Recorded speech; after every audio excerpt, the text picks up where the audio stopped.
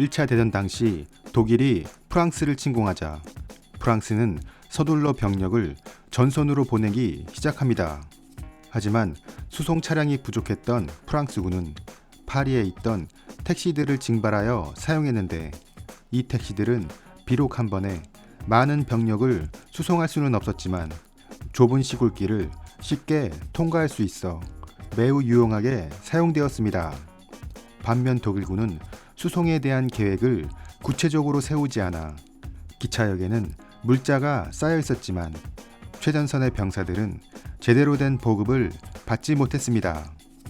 독일은 이러한 경험을 교훈으로 삼아 다양한 차량을 개발하여 사용했는데 그 중에서도 소수의 병력과 물자를 싣고 이동할 수 있는 퀴빌박에는 주행력과 내구성이 좋아 전쟁 기간 내내 다양한 용도로 사용되었습니다.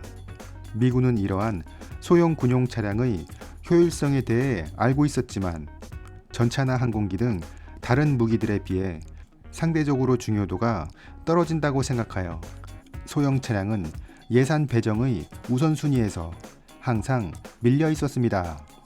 그러다가 전쟁이 발발하자 다급해진 미 육군 개발위원회는 서둘러 차량 개발에 착수하기로 합니다. 미군이 제시한 사업 계획은 사륜구동 40마력의 엔진, 공차 중량 590kg, 적재 중량 250kg, 최고 속도 80km의 성능을 요구했으며 무엇보다 중요한 것은 49일 이내에 시제 차량을 제출하고 75일 이내에 시험 차량 70대를 제출하라는 것이었습니다. 미국에 존재하는 135개의 자동차 회사들이 이 입찰 공문을 받았으나 육군개발위원회의 요구 조건을 유일하게 충족한 회사는 아메리칸 벤텀사가 유일했습니다. 이 회사의 유능한 디자이너들은 단 4일 만에 차량의 설계도를 완성했고 여기에 기존 부품들을 최대한 활용하여 약속된 기일 안에 BRC를 내놓았습니다. 이 차량은 미 육군의 병기 테스트장으로 보내져 1개월간에 걸친 가혹한 주행 시험을 수행했는데 이 또한 성공적으로 통과하여 모두를 만족시켰습니다. 하지만 미군은 BRC라는 차량은 믿을 수 있었으나 아메리칸 벤텀사라는 회사는 믿을 수 없었습니다. 미군은 하루에 최소 75대의 차량을 생산해 납품해 주길 원했으나 이 회사는 규모가 작아 이러한 대량 생산에 적합하지 않다고 생각했기 때문입니다. 그래서 미군은 BRC의 설계 도면을 윌리스 오버랜드사와 포드사에 넘겨주고 이것을 참고하여 차량을 개발해 보라고 제안합니다. 이때에는 미군이 BRC의 설계 도면을 이미 구입한 상태였기 때문에 벤텀사로서는 억울했지만 어쩔 수 없었습니다.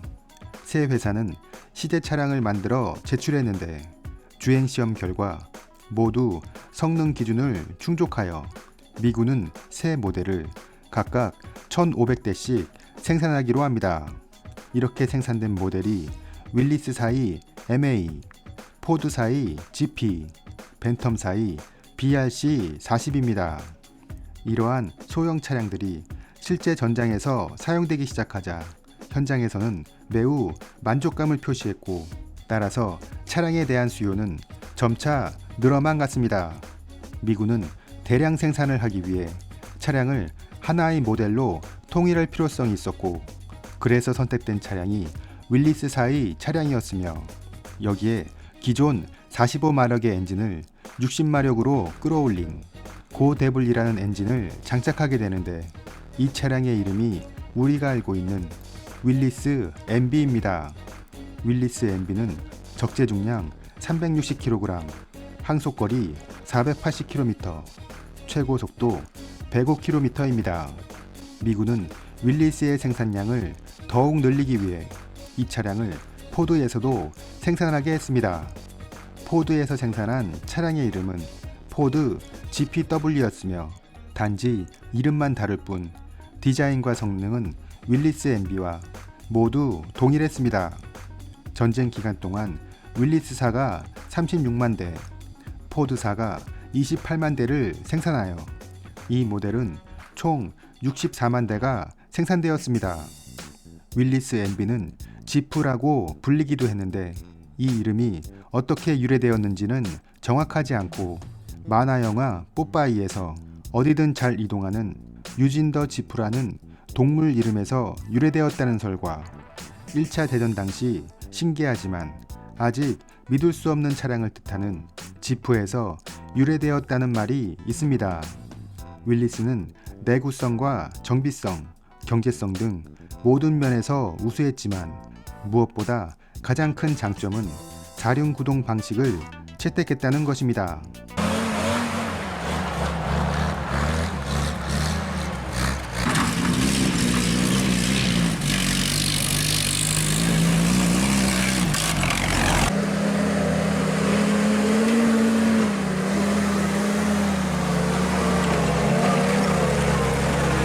사륜 구동에서 나오는 강력한 힘은 험한 전장을 거침없이 주행할 수 있었고 이는 이륜 구동 방식인 독일의 큐빌바겐보다 더 우수한 성능을 보였습니다.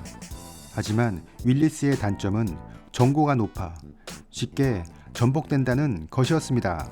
프레임 위에 엔진과 자체를 올리는 방식으로 제작되었으며 당시 도로의 폭이 좁고 노면 상태도 좋지 않았기 때문에 차량의 전고가 높아질 수밖에 없었습니다.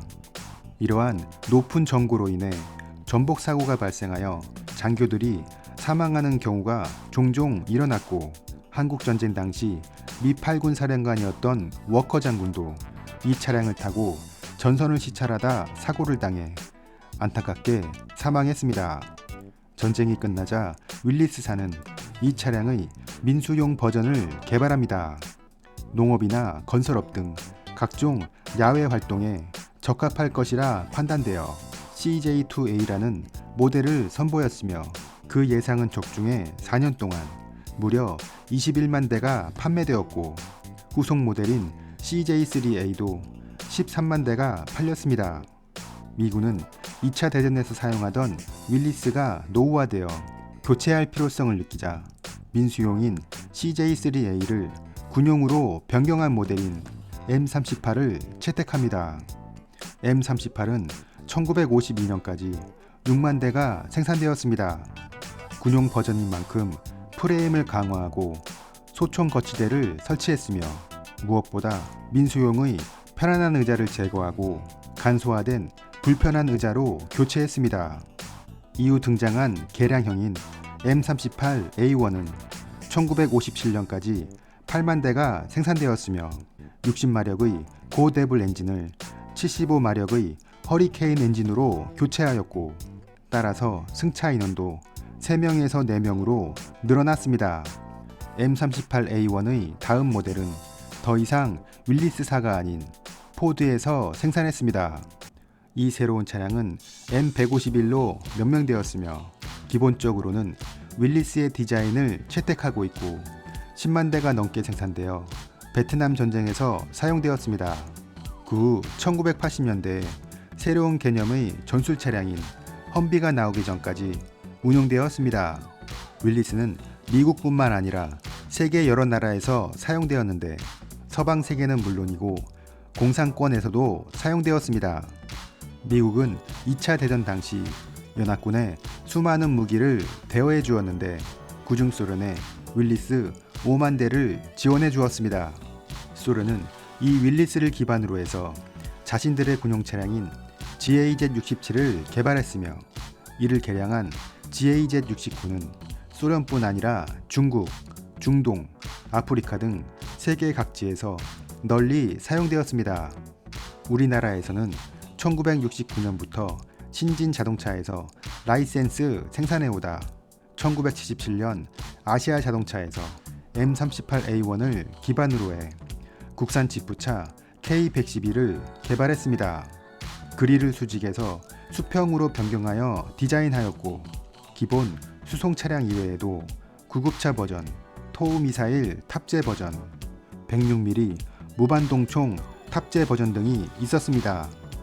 윌리스는 전 세계 군용 차량의 표준이었으며 현재 민수용 지프차의 원형이기도 합니다. 윌리스가 이렇게 지프차의 대명사가 된 이유는 단지 생산이 많이 되었기 때문이라고만 생각되지는 않습니다. 다른 나라들은 전투기와 대포 등 전장에서 직접 사용할 수 있는 무기를 생산하는데도 버거워했던 반면 미국은 누구나 필요하다고 느꼈던 군용 차량을 그들의 공업력을 기반으로 실제 생산해낸 것입니다. 이렇게 미국의 자본력과 생산력이 윌리스라는 명품 차량을 만들어냈으며 이러한 윌리스의 기술은 오늘날의 지프 차량에 그대로 계승되어 오고 있습니다. 이상으로 미군의 군용 차량 윌리스였습니다. Top, die Wette gilt. Und jetzt die Zeit. Das ist das neue Autopuzzlespiel.